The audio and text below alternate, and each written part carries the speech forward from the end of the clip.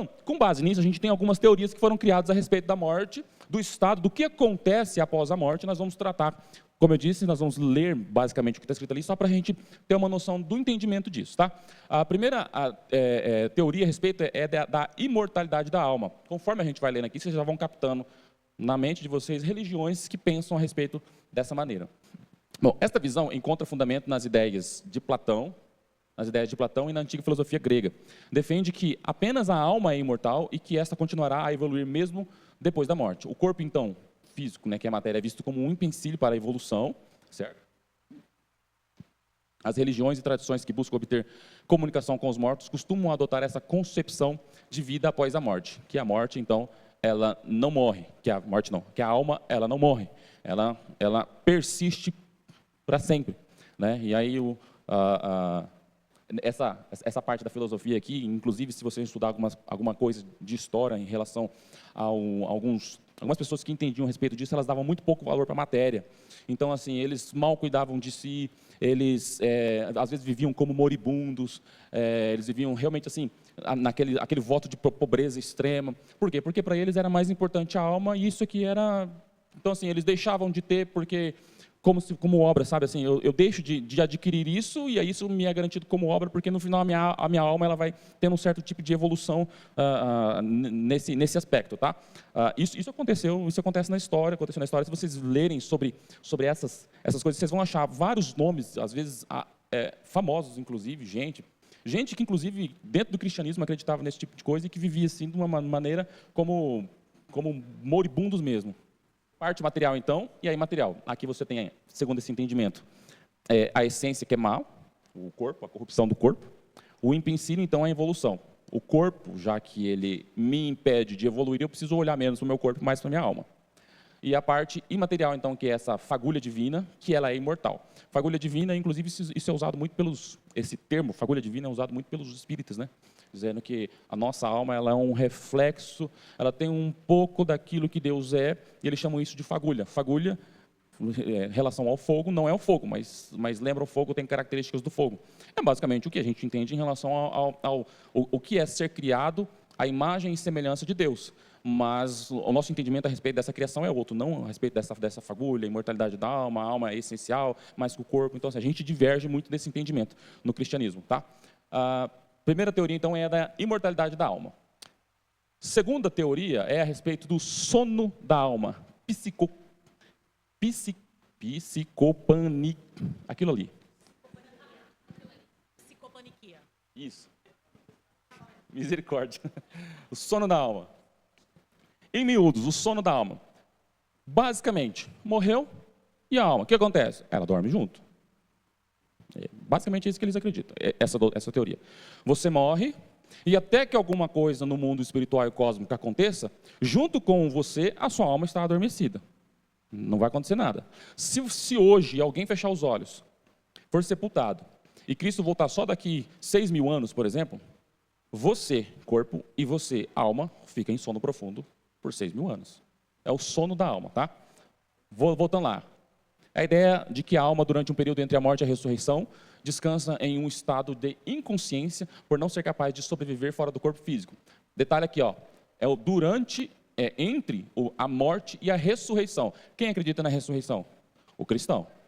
Então, essa doutrina aqui, ela também tem viés, dentro do cristianismo, tem gente que entende dessa maneira, tá? Então, entre a morte e a vinda de Cristo, a ressurreição do corpo, a alma dorme. Esse conceito equivocado advém de uma compreensão literal dos versículos que utilizam a figura do sono para referir a morte, como, por exemplo, em Atos 7,60. Diz assim: e pondo-se de joelhos, clamou com grande voz: Senhor, não lhes impute esse pecado. E, tendo dito isto, adormeceu. Adormeceu aqui como uma figura de linguagem para dizer, acho que, se não me engano, essa figura de linguagem se chama eufemismo, que é quando você quer falar de uma coisa de um jeito mais leve. Então, você fala, morreu. Você fala, aí adormeceu. Fulano morreu. O dia que o fulano descansou no Senhor. Entendeu aqui a parada? Isso aqui é uma figura de linguagem, se não me falha a memória, chama eufemismo, que você usa para dar um tom de mais leveza numa palavra que é ruim. Por exemplo, ao invés de falar inferno, eu falo o quê? A punição dos ímpios. Parece ser menos ofensivo. Tá? Então, isso aqui é uma figura de linguagem. A adoção dessas duas consequências negativas causam duas consequências negativas. Tá? A negação da existência de um estado intermediário consciente, já adiantando, é o que nós acreditamos, e a adoção da doutrina do aniquilamento das almas dos ímpios. Então, acreditar nisso daqui, ela implica em duas coisas. Primeiro, que não existem o estado intermediário consciente e que vai haver um aniquilamento das almas. O que é o aniquilamento das almas? Você está condenado a condenação é não desfrutar da presença graciosa de Deus. Esse é o seu pecado. Essa é a sua punição do pecado. Depois disso, já que você foi punido, você vai ser destruído, a sua alma vai ser aniquilada. E você não vai sofrer para sempre. Não haverá uma punição eterna. A punição já é não entrar no reino de Deus, e então a alma deixa de existir. Aniquilacionismo é o que as pessoas que acreditam nisso tendem a abraçar. Então, no grego, esse adormeceu, é adormeceu mesmo ou é morreu? Porque quando você falou, irmão, sobre uma figura de linguagem menos ofensiva, que é importante isso, né? Quando a gente traz para o nosso português, porque se ele fala adormeceu, eu entendo que ele adormeceu. Se ele fala que morreu, eu entendo que morreu. Né? Quando veio para o português essa palavra, fica como isso? Essa pergunta é importante não apenas por conta dessa palavra. Para toda a leitura bíblica, a gente precisa do que a gente chama de hermenêutica, que é o que a gente pega do que foi escrito, num certo contexto, numa certa época, para um povo específico, o que aquele povo entendia disso e o que isso cabe. A gente precisa fazer a transliteração disso para a nossa realidade e para o nosso vocabulário. Por exemplo, vou dar um exemplo bem simples, extra bíblico. E aí sim a palavra ali quer dizer realmente. Até pelo contexto, se eu não me engano, essa passagem é aquela do Estevão, e aí depois que ele foi apedrejado, ele morre. Ok. Inclusive pelo contexto, porque ele realmente morreu, né? E aí fala que houve grande clamor em Israel por conta da morte dele. Então, o adormeceu sim, indica a morte. Porém, quantos já ouviram? Sim, mas assim, se essa palavra é realmente isso, eu não vou saber te dizer agora. Mas existem muitas palavras que não tem no linguajar, que não tem nos originais e que ela é transliterada de uma outra forma aqui. Você vai achar isso, por exemplo, em algumas bíblias, versões Almeida, mais antigas, aquelas versões de 1964, 1952. Você vai achar versículos assim, lá em Salmo. Senhor, som dos rins. Rins, ali, nessa versão em português, ela está traduzida literalmente do texto original, que era entranhas. Entranhas, naquele contexto, é o que hoje nós entendemos como coração. Quando eu digo assim, você mora no meu coração. Você mora aqui? É aqui, exatamente aqui? Não. Quer dizer que você tem uma parte especial dentro de mim que eu te amo com muita intensidade. E aí eu uso, no nosso linguajar, o português. Naquele linguajar, por isso que em algumas versões você tem ainda assim, amem-se uns aos outros com amor entranháveis. Tem a ver com entranhas. Esse nosso coração tem a ver com aquela parte que entendeu? As versões mais atuais desse salmo, você não vai mais achar hoje o Senhor som dos rins. Ele fala o Senhor som dos corações. Se eu ler hoje o Senhor som dos rins, agora, se eu ler no meu contexto, o Senhor, som dos corações, para mim está muito claro isso. E os tradutores, na hora de traduzir, eles fazem essa transliteração aqui. Voltando rapidamente para a gente prosseguir. Toda a Bíblia está cheia de palavras nesse contexto em que a gente precisa entender um pouco do que foi dito lá, naquela realidade, para aqueles ouvintes e trazer para nós. E aí eu disse para você a respeito de um... Quando você ouvir aquela música, se eu não me engano, é de Chico Buarque, que fala assim, Senhor, passa de mim esse cálice, afasta de mim esse cálice. Tem uma música assim. O cálice dessa versão, da letra, é cálice de calado, cala a boca. Ele estava fazendo uma referência à censura. Não se podia dizer nada. O cálice ali tem a ver com isso, ok? Por trás do fundo disso, quando ele fala, Senhor, passa de mim esse cálice, ele está fazendo uma referência a um texto bíblico que a gente conhece no sentido de pesado, de ser, ok? Beleza. Se a gente não entender o que aconteceu na história do Brasil, essa música fica perdida para nós. Leva essa música lá para o Arizona, nos Estados Unidos. Alguém que não sabe nada de Brasil, nada de história do Brasil, vai falar, Senhor, passa de mim esse cálice. O cara vai falar assim, esse cálice, inclusive, está errado. O texto bíblico diz outra coisa. Vocês entendem a transliteração do que precisa ter aqui? É basicamente isso que acontece. As irmãs precisam usar o véu. O que era aquilo? Faz a transliteração daquilo para a nossa realidade. Aquilo indicava submissão. Prosseguindo. Pulei alguma? Pulei, né? Sono da alma, ok.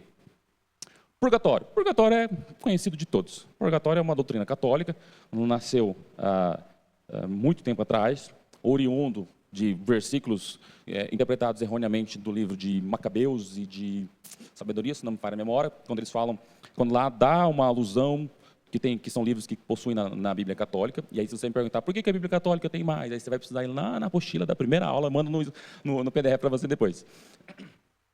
Que eles têm uma alusão ali à oração aos mortos. Então num período da história, Reforma Protestante contra a Reforma, no período da história chamado contra a Reforma, essa doutrina ela foi inserida na doutrina católica. Ela se baseia basicamente na questão de como se fosse um castigo temporário para a remissão de pecados da alma, ok? Então você tem pecados que são para a morte, que a Bíblia fala, segundo esse entendimento, são, por exemplo, blasfêmia contra o Espírito Santo, pecados para a morte, da qual não tem perdão, não tem remissão, ok? Essa pessoa que morre, ela vai direto para o inferno. E aquelas pessoas que Cristo tirou o pecado, o entendimento é isso, que Cristo então veio e tirou o pecado original, morreu na cruz, verteu o sangue por nós, e o que ele fez? Ele retirou de nós o pecado original, a inclinação. Dali em diante, ou seja, a partir do momento que a gente recebe esse sacrifício e passa a viver debaixo da graça de Cristo, dali em diante eu preciso trabalhar para não cometer pecado. Entendeu? Dali em diante depende de mim, que é uma verdade. Só que o que nós entendemos? Que Cristo já pagou por todos os pecados. Aí, segundo essa doutrina, esses que morreram sem conseguir pagar esses pecados, que não são pecados diretos ao inferno, eles têm então um período que é purgatório, tem um período de remissão dos pecados, ok? E aí você tem, então, as orações pelos mortos, o pagamento de algumas penitências pelo ente querido, né? Missa do 7º dia, por exemplo, faz parte desse entendimento do porquê que você vai lá, faz a missa, tá? Para a alma que ainda está ali no processo de restauração, nesse meio entre morreu e ir para o céu, existe um purgatório, tá? Isso é o purgatório, a gente conhece muito bem isso. Problemas dessa doutrina, além de defender que a salvação é por obras, ou seja, que você precisa trabalhar para não chegar no final cheio de pecado, entendeu? Que representa uma forte negação da salvação pela graça. Também negam uma suficiente da morte de Cristo para perdoar todos os pecados, e não apenas o pecado original, mas todos os pecados. Isso, inclusive, é combatido pela própria Bíblia, quando diz que Cristo morreu por todos os pecados, e não pelo pecado original. A Bíblia diz isso. Então, essa doutrina já cai por terra pelo próprio conhecimento do contexto macro da Bíblia aqui. Prosseguindo, reencarnação, também, todos conhecem, especialmente dos espíritas, né? Então, a alma, ela evolui. Aqui é diferente daquela primeira imortalidade da alma. Aqui, para os espíritos, é o seguinte: o que você comete de pecado agora, a parte ruim que você peca, isso é que vai... Tudo aquilo que você fez de bom ou de ruim nessa vida é o que vai determinar a forma, aonde e como você vai reencarnar na próxima vida. Entende? Então, a vida que você vive agora, ou que você está vivendo agora, você paga os pecados da vida anterior. Essa é a ideia, a reencarnação. Então, a alma, e o que reencarna? Não é o Walter. A parte que eu não entendo, essa parte pessoal minha, ela é esquecida, ela morre. O que reencarna é só a parte material, sem qualquer lembrança de coisas passadas. E por isso, que é o que eles entendem, que essa reencarnação, então, ela é definida pelas coisas que você fez. Por isso explica quantas obras, boas obras, inclusive, de espíritas vocês conhecem por aí. O espírita, se você for analisar, se você tem algum amigo espírita, ele faz muito mais obras de caridade do que nós cristãos. Mas, às vezes, a gente fica assim, até envergonhado de tantas coisas que eles fazem e a gente não. Mas qual é o produto da obra ali? Qual é o objeto? É viver uma vida boa, porque na minha próxima reencarnação eu vou continuar, não vou morar nisso, não vou ter esse status de vida. Então, assim, o que você faz agora determina como vai ser a sua próxima reencarnação. Isso é a reencarnação, ok? Essa doutrina, ela confronta fatalmente, de frente a esse versículo aqui, que fala assim: aos homens está destinado morrer apenas uma vez e depois disso enfrentar o juízo. É o que está escrito nesse texto de Hebreus 9. Aos homens está destinado morrer apenas uma vez e depois disso enfrentar o juízo. Se eu reencarno todas as vezes, eu já estou em confronto direto com esse versículo. Tá? Bom, é isso. Aí também nega a questão da ressuscitação do corpo para se unir novamente à alma já com o corpo glorificado, que é o que nós queremos que vai acontecer na ressurreição. Beleza? Ressurreição instantânea. É a crença de que imediatamente após a morte, o crente recebe o corpo da ressurreição que foi prometido. Presta atenção aqui. Esse entendimento aqui é muito próximo com o que a gente acredita. Eu vou falar algumas diferenças. Tá? Então, o que eles acreditam? É essa doutrina aqui, ó, esse entendimento. Teoria.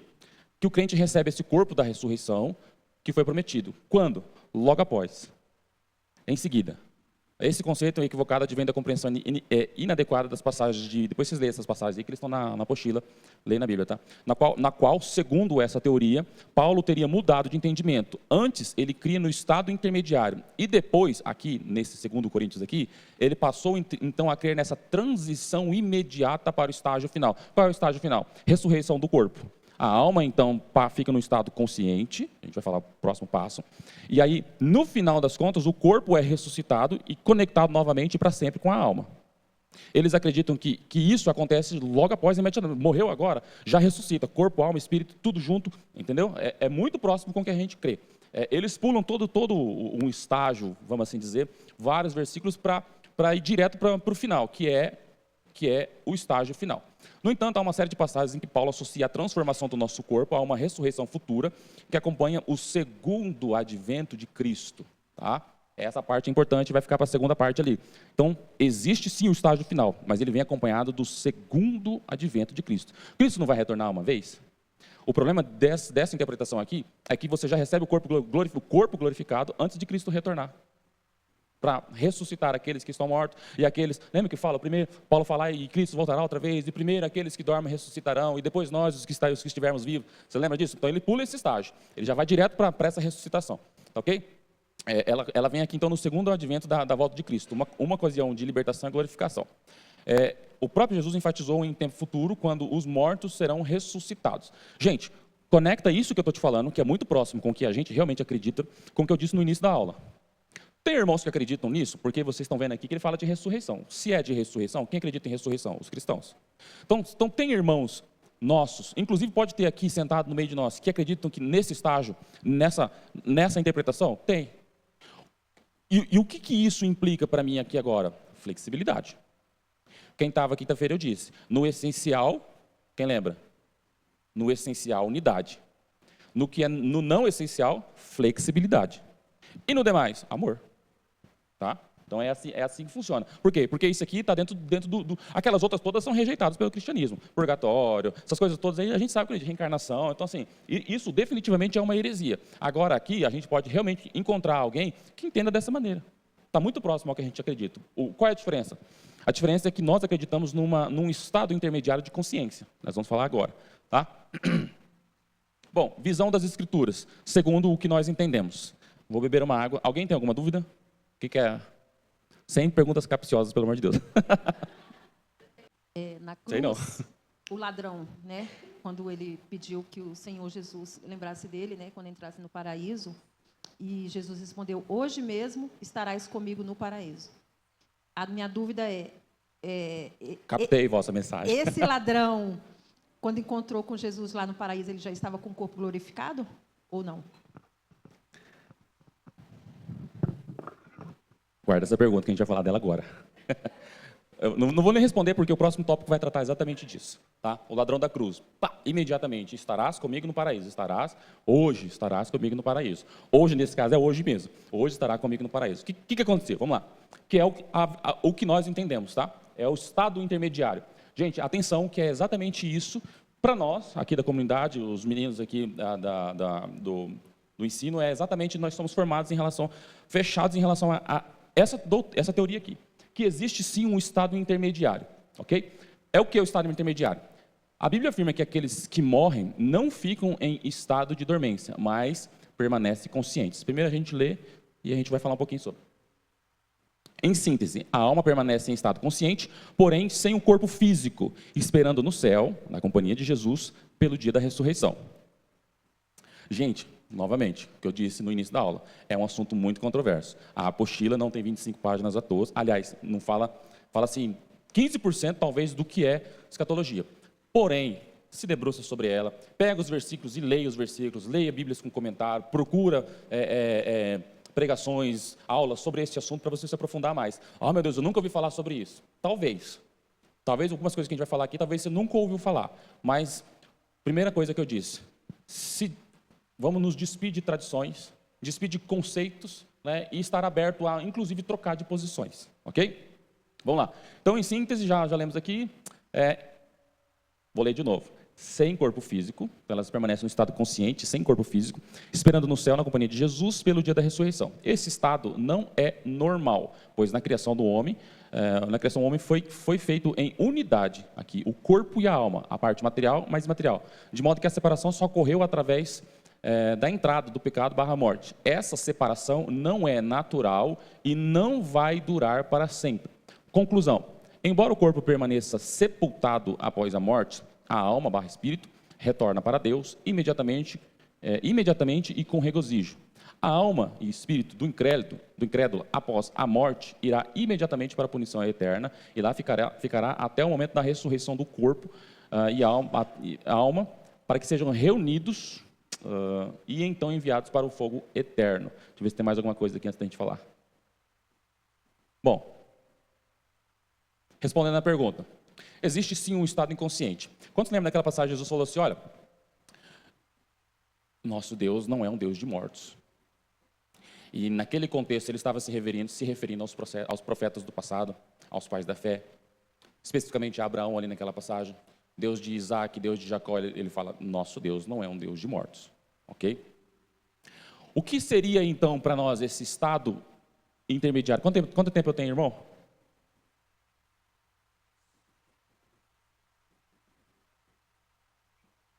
$30 minutos? Hã?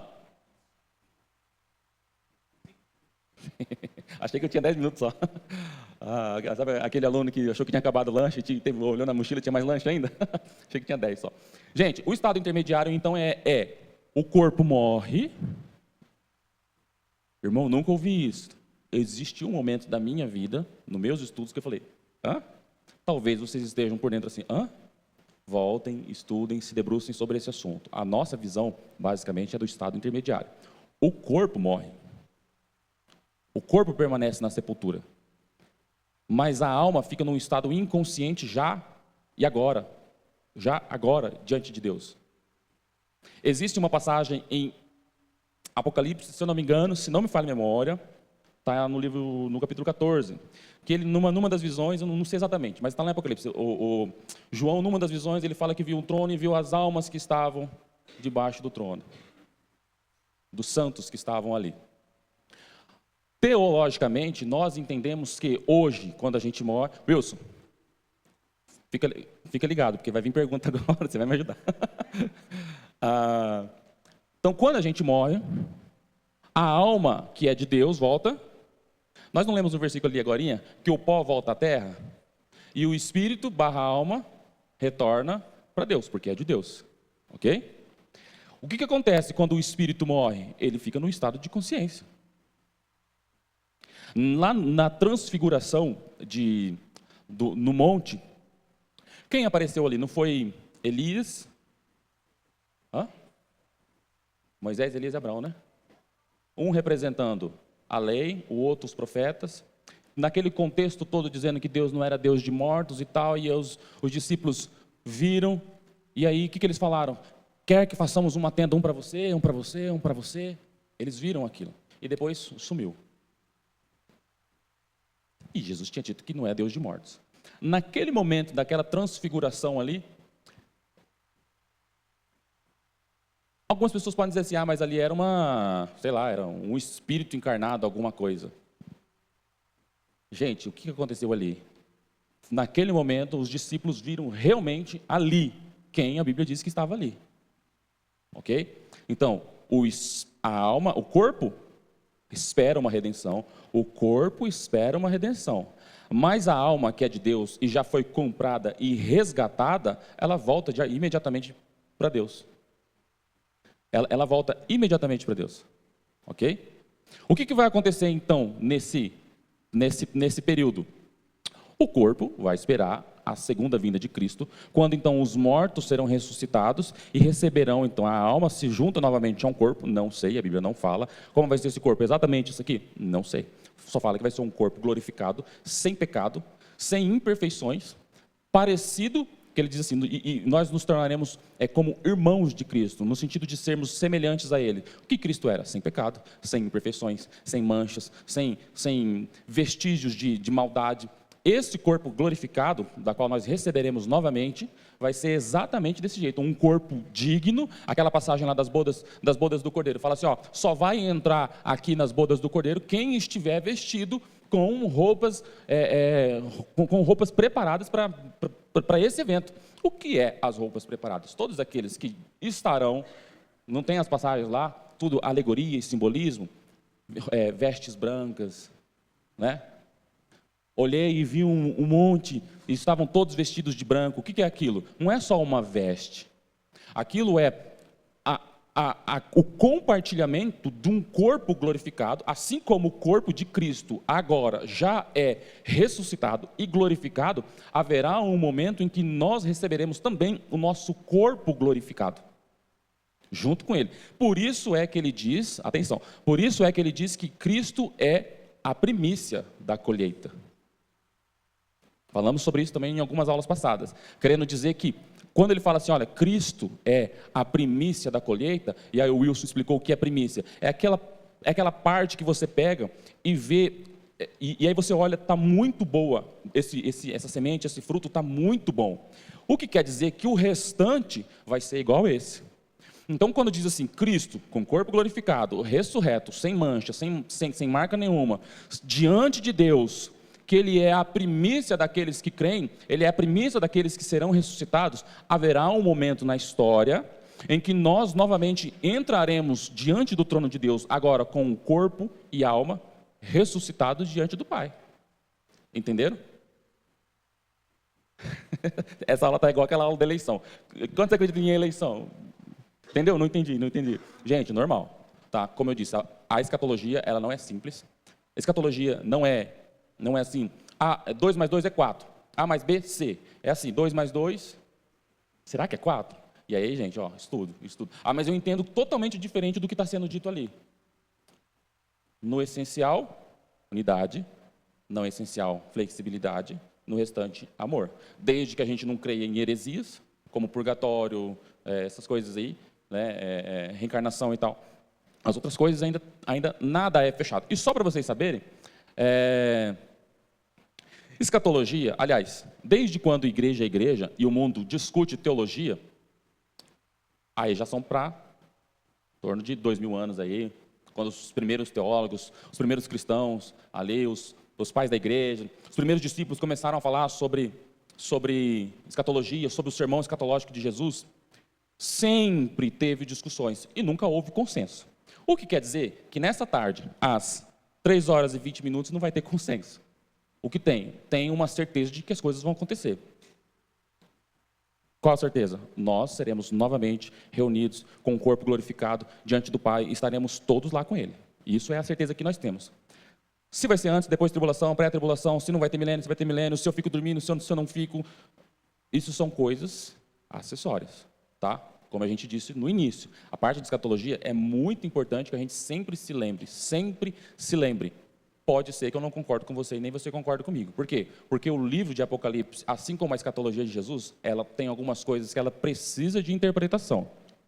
E a interpretação, muitas vezes, ela está baseada naquilo que eu já chego com pré-consciências para interpretar um assunto. Prova disso? O mesmo fato. Uns chamam de atos, pessoal no semió, interpretação. Depende do que você tem dentro de si para partir de uma interpretação. Uns falam patriotas, atos democráticos. Outros falam golpistas, atos antidemocráticos. Então, a interpretação ela depende muito do intérprete. Por isso que a gente precisa chegar nessas interpretações, nesses textos que parece que não tem muita clareza, e ter assim, total abertura para ouvir a outra parte, discordar e continuar sendo irmão, sem sair no soco com ninguém. Tá? A escatologia, especialmente, é com base nisso. Tem uma parte na apostila, não, essa aí é a parte do Wilson, que ele vai falar sobre, como é que é, PAN o quê? Pré-milenista e qual que é o PAN? Panmilenismo. O que é o panmilenismo? É uma doutrina mais vertente que diz assim, ó, tem um monte de gente que discute se vai ter milênio, se não vai ter, se é antes, se é depois, se tem tribulação, se não tem tribulação. Aí fica essa discussão, o que acontece antes. Aí surgiu recentemente o panmilenismo. O que é o panmilenismo? É o pan. O que é o panmilenismo?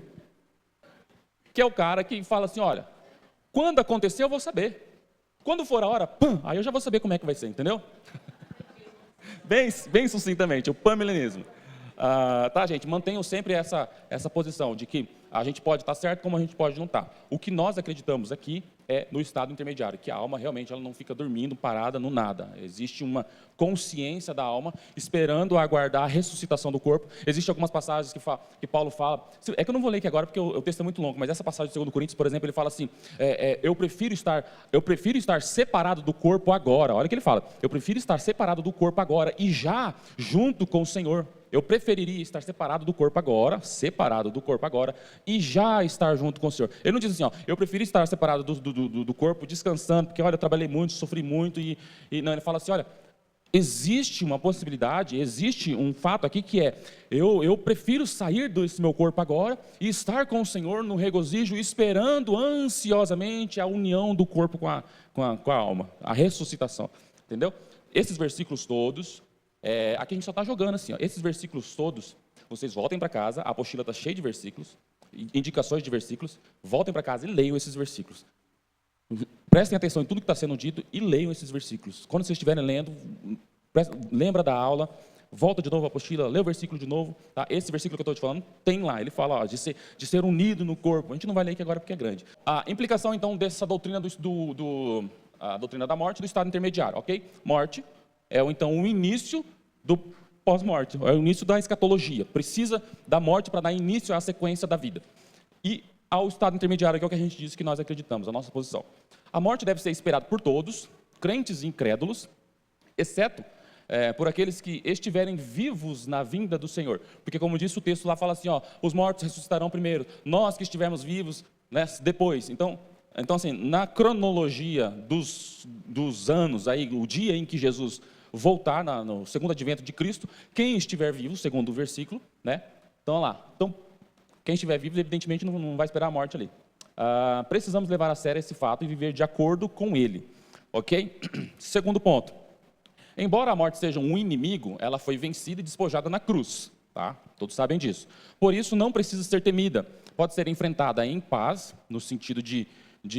É por isso que, às vezes, as pessoas falam assim, nossa, mas esses crentes, como é que eles levam assim? Não, gente, a morte dói para todo mundo.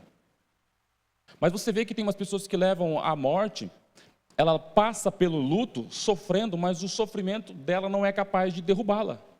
Porque ela sofre pela ausência, que todo mundo tem. Se eu amo alguém que veio a faltar, essa pessoa vai me fazer falta. Eu perdi meu pai pela Covid em dezembro de 2020, me fez muita falta, mas não o suficiente de travar a minha vida. Era o meu melhor amigo, mas não o suficiente. Não foi uma dor, é uma dor, ainda dói. A gente não teve velório e tudo, então assim, algumas coisas ainda persistem, um pouco mais longo esse processo do luto, não o suficiente para deixar você travado. Por quê? Porque a morte de um ente dói porque você o ama, só que a paz que você tem é que esse irmão em Cristo, agora, exatamente agora, ele está desfrutando da presença de Deus. Eu escrevi uma música, eu e meu irmão, nós gravamos uma música, na verdade, que eu tinha escrito, eu escrevi ela 17, 18 dias depois que o pai tinha falecido. E a música expressa um pouco de poesia, um pouco de sentimento meu, mas ela tem um tchan de teologia. E numa parte da música, eu escrevi exatamente isso que eu acredito. No refrão ele fala assim, eu sei que agora você está... eu sei que agora você vê aquilo que eu ainda vejo em parte, porque é o que Paulo fala, o que nós sabemos de Cristo ainda é em parte, tudo vai ser revelado. E nessa parte eu escrevi assim, eu sei que agora você vê, meu pai é cristão, eu sei que agora você vê o que eu ainda vejo em parte, por conta do quê? Desse estado intermediário. Não existe uma alma que dorme, existe uma alma que já desfruta da presença de Cristo. Tá? Ponto 3, entre a morte e a ressurreição, existe um estado intermediário em que os crentes incrédulos experimentam, respectivamente, que é a presença e a ausência de Deus. Tanto nesta vida quanto na por vir, a base do relacionamento do crente com Deus é a graça, e não as obras em vida. Não há purificação pós-morte. Tá? Essa obras em vida aqui tem a ver com a reencarnação e o purgatório. Tá? Você precisa evitar, a gente precisa evitar, mas não para ter uma vida melhor, ou não para eu ter uma reencarnação melhor. Eu preciso evitar o pecado, não por isso. Eu preciso evitar o pecado porque Deus é santo. Ele é digno da santidade. É por isso. Isso é graça. 5. O fato de que a alma dos crentes vai imediatamente para a presença de Deus significa que não há razões para orarmos pelos mortos, purgatório. Em lugar algum, isso é ensinado nas Escrituras. Alguém vai dizer, mas e a Bíblia Católica? Primeira aula, primeira apostila. Tá? A Bíblia Católica não é a mesma Bíblia nossa. Beleza, gente?